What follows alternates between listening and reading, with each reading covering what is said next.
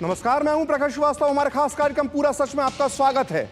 और खबरों की दुनिया में पूरा सच बहुत जरूरी होता है, क्योंकि झूठ से भी खतरनाक होता है अधूरा सच, और इसी तरह खतरनाक होती है अधूरी खबर। इसलिए हर खबर का पूरा सच हम आपको बताएंगे, वो भी तथ्यों, तर्कों और सबूतों के साथ। तो आइए बिना देर किए देखते हैं पूरा सच।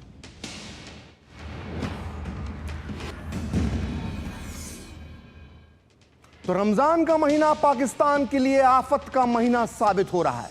इस रमजान में पाकिस्तान को उसके पापों की सजा मिल रही है। आतंकवाद का जो सांप उसने पाला था, वो सांप आज उसे ही डस रहा है।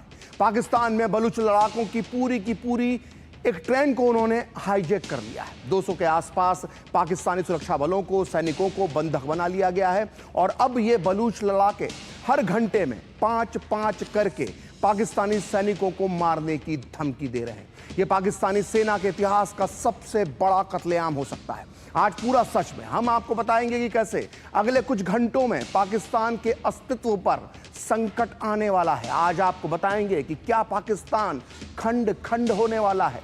इसके अलावा आज पूरा सच में हम आपको बलूचिस्तान के आज़ादी के संघर्ष की कहानी विस्तार के साथ बताएंगे। आज हम आपको बताएंगे कि कैसे पाकिस्तान की सेना बलूचिस्तान की आत्मा को अपने जूतों से रौंदती है। आज हम आपको बताएंगे कि कैसे बलूचिस्तान में अब बगावत की चिंगारी एक भयानक आग का रूप ले चुकी है, और यह आग कभी भी पाकिस्तान को न केवल जला सकती है बल्कि उसके टुकड़े भी कर सकती है। तभी तो रमजान के महीने में पाकिस्तान के हुक्मरानों को बार बार सपने में 1971 दिखाई दे रहा है। ये वो साल था जब पाकिस्तान के 2 टुकड़े हो गए थे और धरती के नक्शे पर बांग्लादेश का उदय हुआ था। लेकिन 53 साल बाद पाकिस्तान अब एक बार फिर उसी रास्ते पे खड़ा है। तो देखते हैं पूरा सच पूरे विस्तार के साथ। तो बलूचिस्तान में सालों से पाकिस्तान की हुकूमत, उसकी सेना, उसकी पुलिस मासूम बलूच लोगों पर जुल्म करती आई। जब भी बलूचिस्तान में आवाज उठती है उसे हर बार बड़ी बेदर्दी से, जुल्म से, ताकत से पाकिस्तानी सेना कुचल देती है। बलूचिस्तान के हजारों युवाओं को अगवा किया जा चुका है, और जो जिंदा हैं या मर गए हैं ये भी किसी को नहीं पता। लेकिन अब पलटवार की बारी बलूचिस्तान की है। पिछले 24 घंटों में, या यूं कहें करीब 30 घंटों में, बलूचिस्तान ने पाकिस्तान की सेना को उसकी औकात बता दी। बलूच लिबरेशन आर्मी ने जाफर एक्सप्रेस को हाईजैक कर लिया। ये एक ट्रेन है, और बीएलए का दावा है कि उसके पास इस ट्रेन में 200 से ज़्यादा पाकिस्तानी लोग बंधक हैं, जिनमें ज़्यादातर सैनिक हैं। उसने 30 से ज़्यादा पाकिस्तानी सैनिकों को मारने का भी दावा किया है। आपको बता दें कि हाईजैक की जाने वाली इस ट्रेन में सुरक्षा बल, पुलिस और आईएसआई के एजेंट्स सफ़र कर रहे थे। हैरानी की बात है कि 30 घंटे बीत जाने के बाद भी पाकिस्तानी सेना इनका कुछ नहीं बिगड़ पाई है, बीएलए का। और इस बीच बीएलए ने एक ऑडियो जारी किया है जिसमें पाकिस्तानी सेना पर कई गंभीर आरोप लगाए गए हैं। लेकिन इस वक्त की सबसे बड़ी खबर यह है कि पाकिस्तान के रेलवे डिपार्टमेंट ने 200 से ज़्यादा ताबूत बलूचिस्तान की राजधानी क्वेटा भेजे हैं। सोचिए, ये 200 ताबूत किसके लिए भेजे गए? ताबूतों की संख्या बता रही है कि पाकिस्तानी सेना के लिए हालात कितने खराब, कितने मुश्किल, कितने विपरीत हो चुके हैं। बलूचिस्तान उनके लिए कभी भी कब्रगाह बन सकता है। और इसी बीच अपनी बची खुची इज्जत बचाने के लिए पाकिस्तानी सेना की तरफ से कहा जा रहा है कि उसने बीएलए के 27 लड़ाकों को मार गिराया है। दावा तो ये भी किया गया है कि बलूचों से 214 बंदूकों में से 155 को छुड़ा लिया गया है, और 59 अभी भी उनके कब्जे में हैं। लेकिन इन दावों को लेकर पाकिस्तान की तरफ से कोई भी पुख्ता सबूत पेश नहीं किया गया है। पाकिस्तानी सुरक्षा बल बस ये बता रहे हैं कि रेस्क्यू ऑपरेशन जारी है, और एयरफोर्स और सेना के जवानों ने बलूच लड़ाकों को घेर रखा है।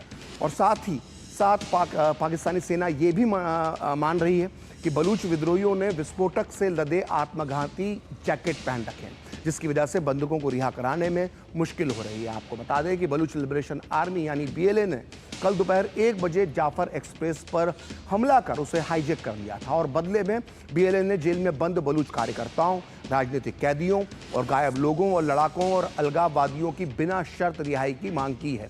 बीएलए ने पाकिस्तान सरकार को 48 घंटे, जी हाँ 48 घंटे का अल्टीमेटम दिया है, और उसके बाद मांगे ना मानने पर हर अगले 5 घंटे में, हर 1 घंटे में 5 बंधकों को यानी 5 सैनिकों को मार दिया जाएगा। और इस खौफनाक हमले की गूंज पूरी दुनिया में सुनाई दे रही है। यहाँ तक कि संयुक्त राष्ट्र के महासचिव एंटोनियो गुटेरेस ने भी बलूच लड़ाकों से बंधकों की रिहाई की अपील तक की है। आइए सुनते हैं इस मामले में पाकिस्तानी सरकार के प्रतिनिधियों का क्या कहना है। सख्त वक्त है, पूरी कौम पे आई हुई है। बलूचिस्तान में जो हमारी सिक्योरिटी सूरत हाल है वो इतनी अच्छी नहीं है, लेकिन उसके भी अपने अवामिल हैं। तो हुकूमत बलूचिस्तान, हमारी जितनी भी सिक्योरिटी ऑपरेटर्स है, हम जो है सरतोड़ कोशिश कर रहे हैं कि इसको इम्प्रूव करें। तो बीएलए ने बयान जारी कर कहा है कि उसके फाइटर्स ने बोलान में इस ऑपरेशन को प्लान किया। पहले रेलवे ट्रैक को उड़ा दिया और जिसकी वजह से जाफर एक्सप्रेस को रुकना पड़ा और इसके बाद बीएलए के लड़ाकों ने इस ट्रेन पर कब्जा कर यात्रियों को बंधक बना लिया। आइए सुनते हैं इस घटना के बारे में उन यात्रियों का क्या कहना है जिन्हें बाद में लड़ाकों ने छोड़ दिया। वो तंग आ गए, बोले भाई बोगी खाली करें, हम लोग चलाते हैं।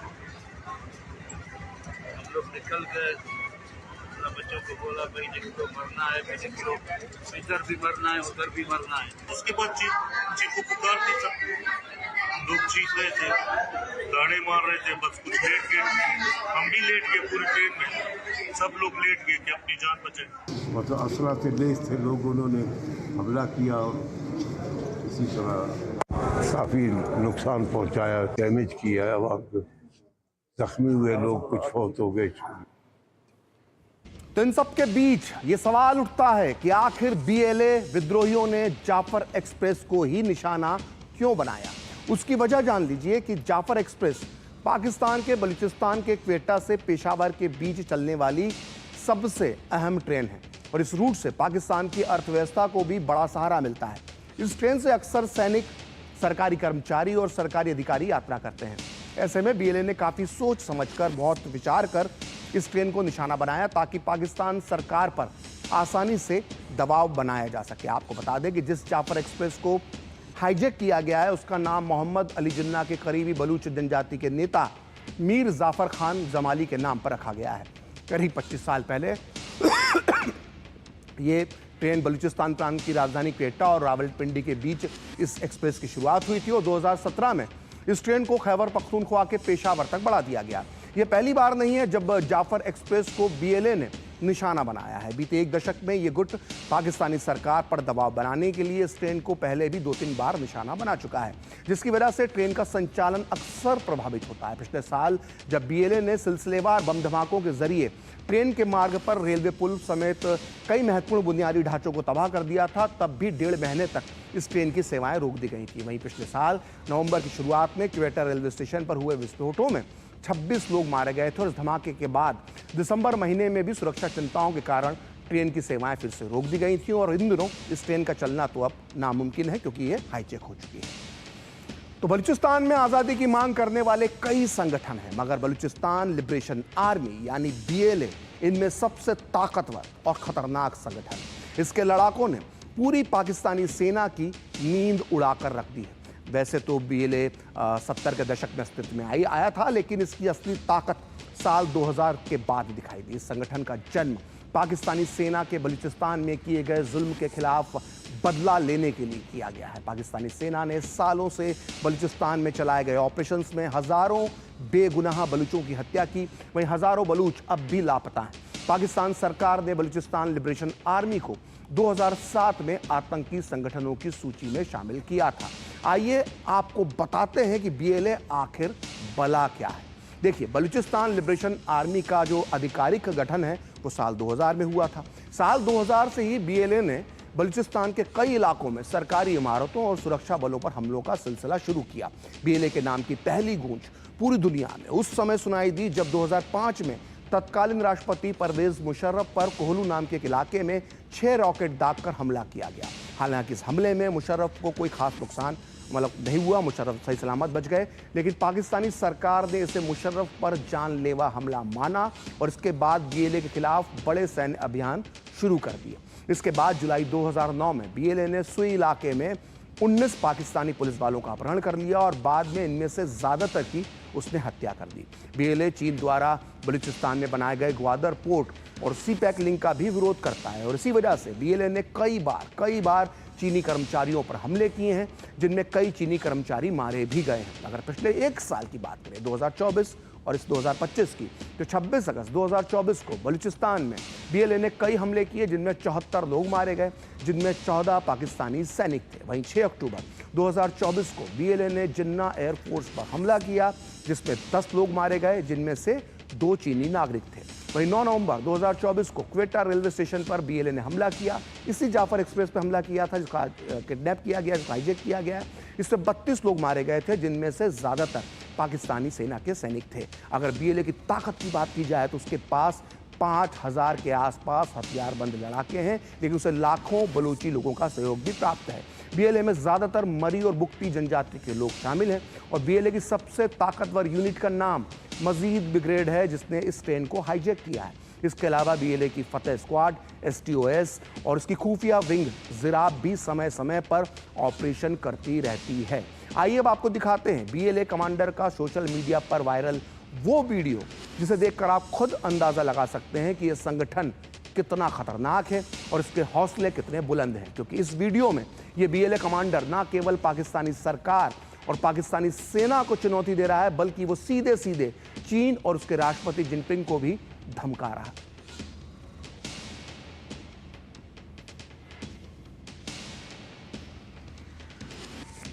It was a simple and clear message to China and Pakistan to withdraw immediately from Balochistan. This warning to China and Pakistan was also given by our leader, General Aslam Baloch, but China failed to pay heed. We once again make it clear that Gwadar and the rest of Balochistan belong to Baloch. It's our duty to protect our land and sea. तो Jafar express पर बलूच विद्रोहियों के हमले को 30 घंटे से अधिक समय बीत चुका है और बड़ी संख्या में यात्री अभी भी बंधक बने हुए हैं। परिजन अपने प्यारों से संपर्क भी नहीं कर पा रहे हैं और उनकी सुरक्षा को लेकर किसी भी तरह की सूचना मिलने से वो परेशान हैं और चिंतित भी हैं। अपनों के बारे में कोई जानकारी पाने की उम्मीद में कई लोग मंगलवार रात से ही क्वेटा रेलवे स्टेशन पर मौजूद हैं। प्लेटफॉर्म पर वो सो रहे हैं और वो पाकिस्तान के नाकारा हुक्मरानों से अपने रिश्तेदारों की सुरक्षित वापसी लाने की गुहार भी लगा रहे हैं। वो पूछ रहे हैं कि अगर जाफर एक्सप्रेस को कोई खतरा था तो उसे आखिर चलाया ही क्यों गया। और आप भी सुनिए जाफर एक्सप्रेस पर बंधक बनाए गए मुसाफिरों के परिजनों का क्या कहना है। ऐसे ना करें, हमारे टाइम पे जितनी हमारे पास पार्टी थी सारी वहाँ पर मौजूद है। आपने ट्रेनें क्यों नहीं बंद की? ट्रेनें बंद करते, टिकट नहीं होते, हमें बताओ था कि नई गाड़ी जाएगी। हम इसलिए आए थे, हमें मालूमात हुई, हम स्टेशन आए पूछने के लिए कि हमारे जो है अजीज़ और अकारिब जो है ना वो भी जा रहे थे। तो अब हम कोई राब्ता नहीं हो रहा, हम उनसे जो उनके साथ ताकि हम उनसे पूछें कैसे क्या, कोई राब्ता नहीं हो रहा। एक लेडीज है, एक छोटा बच्चा है सर, एक जो एक कज़न है मेरा सर। ये लोग आए थे सर अपनी बहन को लेने सर, कोयटा से लेके जा रहे थे मुल्तान ईद के लिए। तो ये रास्ते में ये एक्सीडेंट हो गया सर। ये अभी पता नहीं है, अभी वो मुझे खुद बता नहीं रहे कि ये क्या हाल है, किस तरह है, वो बताए हमारा कोई राब्ता नहीं है सर। दरअसल बलूचिस्तान में कुछ बहुत बड़ा होने वाला है, इसकी आहट करीब 10 दिन पहले ही मिल गई थी।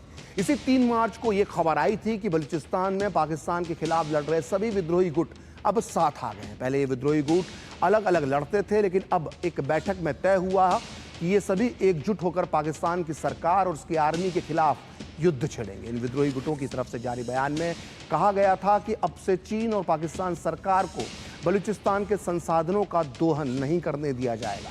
आइए अब आपको बताते हैं कि बलूचिस्तान के वो 5 ताकतवर विद्रोही गुट कौन कौन से हैं जिन्होंने पिछले दिनों पाकिस्तान के खिलाफ युद्ध में आपस में हाथ मिला लिया है। तो बलूच लिबरेशन आर्मी सबसे बड़ा गुट, सबसे ताकतवर गुट जिसने ट्रेन हाईजैक की है। इसके बाद बलूचिस्तान लिबरेशन फ्रंट, ये भी बहुत ताकतवर गुट है और बहुत ही खूंखार माना जाता है। इसके बाद तीसरा गुट है बलूच रिपब्लिकन गार्ड्स, जिसकी ताकत काफ़ी सुनाई जा चुकी है, कई हमले पाकिस्तान में अंजाम दे चुका है। और इसके बाद चौथा गुट है सिंधी लिबरेशन ऑर्गेनाइजेशन और उसके बाद है सिंधु देश रिवोल्यूशनरी आर्मी। ये सभी 5 गुट लंबे समय से पाकिस्तान की आर्मी और सरकार से लड़ रहे हैं और बलूचिस्तान में चीन के सीपैक प्रोजेक्ट पर भी इन गुटों ने हमले किए हैं। तो जम्मू कश्मीर के पूर्व डीजीपी एसपी वैद्य का कहना है कि पाकिस्तान की सेना और सरकार बलूचिस्तान पर अपना नियंत्रण खो चुकी है और पाकिस्तान अब टूटने की कगार पर है। पाकिस्तान बर्बादी के रास्ते में है।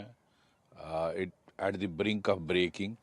आपने अगर स्टेटमेंट देखा होगा मौलाना फजलुर रहमान का सेनेट में, उसने खुद कहा कि अब बलूचिस्तान में 6-7 डिस्ट्रिक्ट ऐसे हैं जहां पाकिस्तान की गवर्नमेंट, हुकूमत का और पाकिस्तान की आर्मी का कोई कंट्रोल नहीं है, और वो आज आज़ादी डिक्लेयर कर दें तो यूएन उसको रिकॉग्नाइज कर देगा।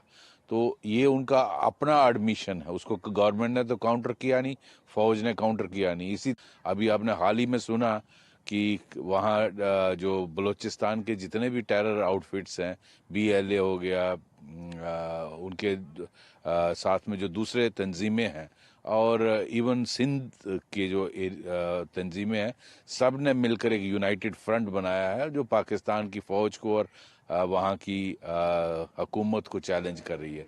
तो वहाँ की हालत जितना कम बोला जाए उतना अच्छा है। तो पाकिस्तान की हुकूमतों ने हमेशा बलूचिस्तान की जमीन का दोहन किया और जनता का शोषण किया। आर्थिक उत्पीड़न, पंजाबी विरोधी भावना और सेना द्वारा बलूच लोगों को लापता करना, फर्जी मुठभेड़ और बलूच राष्ट्रवाद के विचार को अस्वीकार करने ने इस विद्रोह को बहुत बढ़ावा दिया है। अगर हम ताज़ा विद्रोह की बात करें तो बलूच विद्रोहियों ने पाकिस्तानी सेना के बाद सबसे ज़्यादा निशाना पाकिस्तान के पंजाब प्रांत के निवासियों को बनाया है। आइए जानते हैं कि बलूच लोग पंजाबियों से इतनी नफरत क्यों करते हैं। बलूचों का आरोप है कि उनके प्राकृतिक संसाधनों का इस्तेमाल पाकिस्तान सरकार की तरफ से किया जाता है, लेकिन स्थानीय लोग गरीबी में जीने को मजबूर हैं। बलूच लोगों का मानना है कि पाकिस्तान के पंजाब प्रांत के लोग बलूचिस्तान के संसाधनों का फ़ायदा उठा रहे हैं, यानी पंजाबी लोग बलूचिस्तान में आर्थिक अवसरों का फ़ायदा उठा रहे हैं, जबकि बलूच लोगों को पीछे धकेला जा रहा है, उन्हें कुछ भी हासिल नहीं हो रहा है। इसके अलावा एक बहुत बड़ी वजह और भी है, और वो ये है कि बलूचों पर पाकिस्तानी सेना का दमन चक्र जो हाल के दिनों में और भी ज़्यादा बढ़ गया है। एमनेस्टी इंटरनेशनल के अनुसार पाकिस्तान में 2011 के बाद 10,000 से अधिक, सोचिए 10,000 से ज़्यादा बलूच लोग लापता हो गए हैं, जबकि बलूच लोग ये आंकड़ा इससे भी ज़्यादा मानते हैं। ज़्यादातर इनमें से युवा हैं। पाकिस्तानी सेना पर बलूचिस्तान के युवाओं को अगवा करने के भी आरोप हैं। बलूचिस्तान में आज़ादी की मांग इसलिए भी उठती रहती है क्योंकि इनकी भाषा और इनकी संस्कृति यानी कल्चर पाकिस्तान से अलग है। इस इलाके के लोग बलूची बोलते हैं, जबकि पाकिस्तान में उर्दू और पंजाबी का दबदबा है। इस इलाके के लोगों को डर है कि पाकिस्तान उनकी भाषा और संस्कृति को ख़त्म कर देगा। वहीं दूसरी तरफ पाकिस्तान के बनने के बाद से ही पंजाब प्रांत देश की राजनीति जो है, जो पाकिस्तान की राजनीति है, उस पर बुरी तरह से हावी रहा है। राजनीति के अलावा भी पाकिस्तान की सेना हो, न्यायपालिका हो, ब्यूरोक्रेसी हो, पंजाबियों की हर जगह पर पकड़ है, उनका दबदबा है, और यही बलूचों को बुरा लगता है। और इन्हीं वजहों से बलूच आज़ादी की लड़ाई तेज़ होती जा रही है और पाकिस्तान के पास इसे रोकने के बहुत कम विकल्प बचे हैं। पाकिस्तानी सेना इसके लिए दमन का सहारा यानी अत्याचार का सहारा ले रही है, लेकिन सेना जितना ज़्यादा अत्याचार कर रही है उतना ही बलूच लड़ाई के लिए तैयार हो रहे हैं। पहले विद्रोह कुछ इलाकों और गिने चुने कबीलों तक सीमित था, लेकिन अब इसका नेतृत्व पढ़े लिखे मध्यम वर्ग के बलूच कर रहे हैं, जो खुद ज़मीनी स्तर पर पाकिस्तान के हुक्मरानों से लड़ रहे हैं। सबसे चौंकाने वाली बात यह है कि अब महिलाओं ने भी इस लड़ाई में सक्रिय भूमिका निभानी शुरू कर दी है। बलूच समाज में महिलाओं की सार्वजनिक जीवन में भागीदारी बहुत कम थी पहले, लेकिन डॉक्टर महरंग बलूच जैसी युवा नेता उभर कर सामने आई है, जिसके एक इशारे पर हज़ारों लोग, हज़ारों बलूच जमा हो जाते हैं। इनमें से अधिकतर महिलाएं उन लोगों की बहनें या बेटियां हैं जिन्हें पाकिस्तानी सेना ने ज़बरदस्ती गायब कर दिया है या मार दिया है। अब ये महिलाएं न केवल राजनीतिक आंदोलन चला रही हैं, बल्कि बलूच आर्मी की गतिविधियों में भी शामिल हैं। आप भी सुनिए महरंग बलूच कैसे बलूचिस्तान की आवाज़ को बुलंद कर रही हैं और पाकिस्तानी सेना, अदालतों और हुक्मरानों के रवैये पर सवाल उठा रही है। 70 सालों से ये कहा था कि इस तर्ज तरीके से कोई भी मुल्क नहीं चल सकता है जिस तरीके कार से ये मुल्क चल रहा है, जहाँ कुछ एजेंसी के गुंडे मिलकर इसको एज अ कंपनी चला रहे हैं और ये तमाम अदारे यरगमाल है। लेकिन पाकिस्तान में मौजूद इन नाम नेहाद अदारों को, जिनको हम पार्लियामेंट अदालतों का नाम देते हैं, इन्होंने मजलूम कौमों की नस्लकुशी पर खामोशी इख्तियार की। बलोच ने अपने हक के लिए इनके पास गए, इनके दरवाजे खटखटाए, लेकिन ये लोग सिर्फ और सिर्फ फैसिलिटेटर बने रहे। इन सब ने एजेंसी के गुनाहों को साफ कर दिया। तो बलूचिस्तान का दर्द कोई आज का दर्द नहीं है। पाकिस्तान के बनने के तुरंत बाद ही बलूचिस्तान के लोगों ने विद्रोह, सरकार का क्रूर दमन और बलोच राष्ट्रवाद की एक लंबी श्रृंखला देखी है। बलूचिस्तान के संघर्ष की एक लंबी दास्तां है। आइए देखते हैं बलूचिस्तान का इतिहास क्या है और कैसे वो पाकिस्तान और उसके संस्थापक मोहम्मद अली जिन्ना के धोखे का शिकार हुआ। देखिए, बलूचिस्तान की आधुनिक कहानी 1946 से शुरू होती है। तब तक भारतीय उपमहाद्वीप की आज़ादी तय हो गई थी और तब बलूचिस्तान के शासक मीर अहमद खान ने अंग्रेज़ों के सामने अपना मामला रखने के लिए, यानी अलग राष्ट्र बनाने के लिए, जिन्ना को राज्य के वकील के रूप में पेश किया। यानी जिन्ना बलूचिस्तान के वकील बनकर अंग्रेज़ों के सामने पेश हुए। 1947 में दिल्ली में आयोजित एक महत्वपूर्ण बैठक में मोहम्मद अली जिन्ना ने खुद बलूचिस्तान की आज़ादी के लिए तर्क दिए। इस बैठक में इस बात पर सहमति बनी कि बलूचिस्तान आज़ाद मुल्क बनेगा। इस केस को लड़ने के लिए फीस के रूप में बलूचिस्तान ने जिन्ना को उनके वजन के बराबर सोना यानी गोल्ड दिया था। 11 अगस्त 1947 को बलूचिस्तान और मुस्लिम लीग के बीच एक समझौते पर हस्ताक्षर किए गए और बलूचिस्तान को भारत और पाकिस्तान के साथ, जिसके तहत आज़ाद होना था। जिसके बाद बलूचिस्तान के शासक मीर अहमद खान ने 12 अगस्त को, यानी भारत और पाकिस्तान की आज़ादी के पहले, बलूचिस्तान को एक आज़ाद मुल्क घोषित कर दिया। भारत और पाकिस्तान ने आज़ादी का जश्न मनाया। बलूचिस्तान ने भी अपना पारंपरिक लाल और सफ़ेद झंडा फहराया। लेकिन 28 मार्च 1948 तक आते आते जिन्ना का असली चेहरा सामने आ गया। जिन्ना ने पाकिस्तानी सेना को बलूचिस्तान में भेज दिया और बलूचिस्तान के शासक मीर अहमद खान को गिरफ्तार करके कराची ले जाया गया, जहां उनसे जबरन दबाव बनाकर विलय के कागजात पर दस्तखत कराए गए। इसके बाद बलूचिस्तान पाकिस्तान का जबरिया हिस्सा बना दिया गया और इसके बाद बलूचिस्तान के लोगों ने 1948 में अपनी स्वायत्तता और संस्कृति को बचाए रखने के लिए विद्रोह कर दिया, आज़ादी के 1 साल बाद ही। और 1948 के विद्रोह को बहुत बेरहमी से कुचला गया। इसके बाद 1950, 1960, 1970 के दशक में बलूचिस्तान में बड़े पैमाने पर विद्रोह हुए, लेकिन हर बार पाकिस्तानी सेना ने अधिक दमनकारी तरीके से इसको जवाब दिया और विद्रोह का अंतिम चरण 2000 के दशक की शुरुआत में शुरू हुआ। इस बार बलूच आंदोलन का नेतृत्व बहुत जाने माने नेता थे, उनके नवाब अकबर खान बुगटी ने किया, जो पहले पाकिस्तान के रक्षा मंत्री तक रह चुके थे और प्रांत के गवर्नर के रूप में भी काम कर चुके थे। लेकिन जनरल परवेज मुशर्रफ की तानाशाही सरकार ने अकबर बुगटी की हत्या कर दी साल 2006 में और तब से लेकर अब तक बलूचिस्तान विद्रोह की आग में जल रहा है और पाकिस्तान की सेना को चुनौती दे रहा है। तो राजनीतिक रूप से भी पाकिस्तान आर्मी के पास कोई मजबूत आधार नहीं बचा है और उसने खुलेआम चुनावों में धांधली की और बलूचों पर अपनी पसंद की सरकार थोपी। आर्थिक रूप से भी पाकिस्तान की हालत ऐसी नहीं है कि वो बलूचों को किसी तरह से लुभा सके। विदेश और रक्षा मामलों के जानकार भी मानते हैं कि पाकिस्तान के हालात अब बद से बदतर होने की तरफ बढ़ रहे हैं। There are Baloch leaders who have resigned from parliament saying that, look, elections or parliament have no meaning because everything out there is decided by the army. Now, if that is the kind of political approach Pakistan army is going to take, I think it's bound to fail. Pakistan army carries out these brutal, all-encompassing kind of operations to butcher the Baloch. They might be able to restore peace for some time, but I don't think they have succeeded in the last 25 years. I don't think they're going to succeed anymore. So that is where we stand right now. I think the things are only going to get worse before they get better, if at all they get better. पूरी दुनिया की आंखें अब बलूचिस्तान की ओर और बलूचिस्तान, मुझे तो लगता है अब समय की बात है. No army can withstand the strength of an idea whose time has come. ये विक्टर ह्यूगो ने कहा था और 1971 के पहले ये बहुत लागू था. आज फिर हमें लग रहा है, हम जो लड़े हुए हैं 1971 का युद्ध, हमें फिर लग रहा है कि साहब the time for the birth of Balochistan has come. तो पूरा सच में वक्त एक ब्रेक का और ब्रेक के बाद बताएंगे कि पाकिस्तान में हुए इस ट्रेन हाईजैक पर बीजेपी और कांग्रेस ने क्या कहा.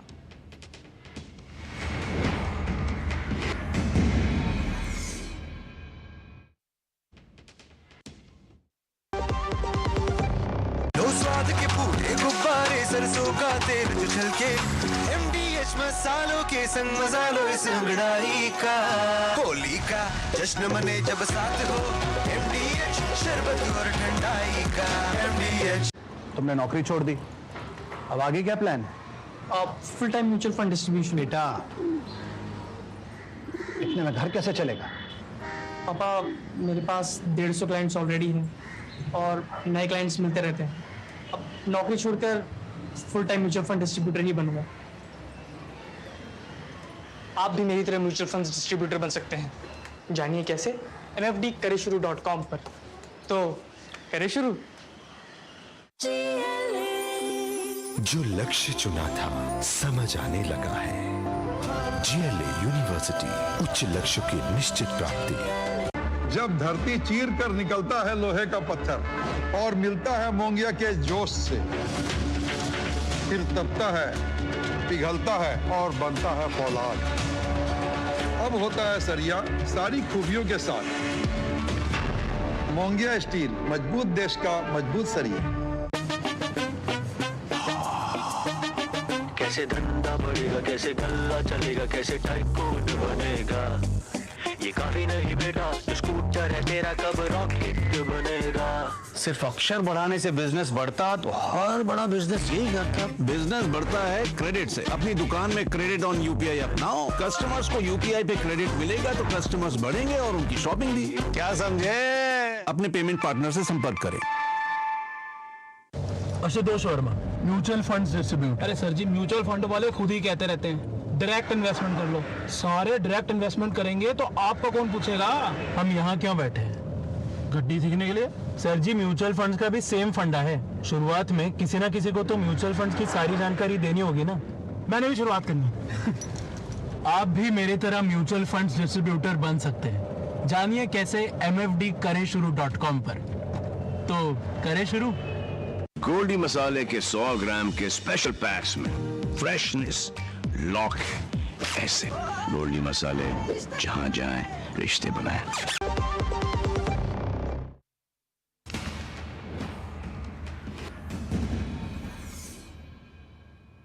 तो ब्रेक के बाद पूरा सच में आपका फिर से स्वागत है। और पाकिस्तान में बलोच आर्मी ने ट्रेन हाईजैक की तो भारत के सभी राजनीतिक दलों ने पाकिस्तान को आईना दिखाया है। आप भी सुनिए कांग्रेस और बीजेपी नेताओं ने क्या कहा और मुझे और मेरी टीम को दीजिए अनुमति। नमस्कार। ऐसी करनी वैसी भरनी। हमको याद है हमारा फ्लाइट काठमांडू से हाईजैक किया गया था। कहां ले जाया गया था? अफगानिस्तान। और उसमें बड़े बड़े टेररिस्ट को छुड़ाया गया था जिसमें मसूद था। अब आज जो जैसा बोता है वैसा काटता है, वही आज पाकिस्तान के साथ हो रहा है। वही टेररिस्ट आज उनकी इतनी बड़ी घटना पूरी जो है एक ट्रेन हाईजैक कर लिया जाए, अपहरण कर लिया जाए, वो कह रहे हैं अगर छुड़ाने आए तो सबको मार देंगे। तो पाकिस्तान ने जो किया है उसका कर्म ये भुगत रहा है। नफरत जो फैलाता है, हिंसा जो फैलाता है, आतंकवाद जो फैलाता है, उसका हाथ भी जलता है। यही हो रहा है पाकिस्तान। बलूच की जो मांगे हैं, जो भी हैं, जैसे भी हैं, वो तो बैठकर तय करें। मैं तो इनकी सबकी सकुशल रिहाई और सकुशल वापसी की जो बंधक बने हैं उनकी कामना करता हूं। उन्होंने हमेशा किसी के अंदरूनी मामलों में प्रॉब्लम खड़ी करी है, कभी पंजाब में, कभी कश्मीर में, कभी अफगानिस्तान में। तो एक दिन आता है घर में उन्होंने अपने लोगों की तरफ ध्यान नहीं दिया। उनको तो जमहूरियत के लिए फाइट कर रहे हैं। पाकिस्तान जोर के पंजाबी जो माइंडसेट है पाकिस्तान का, जैसे उन्होंने बांग्लादेशियों के साथ किया था, वो चाहते हैं ऐसा ही उनके साथ कर रहे हैं। और वक्त दूर नहीं, वो लोग भी एक जमहूरियत की खुली सांस लेंगे।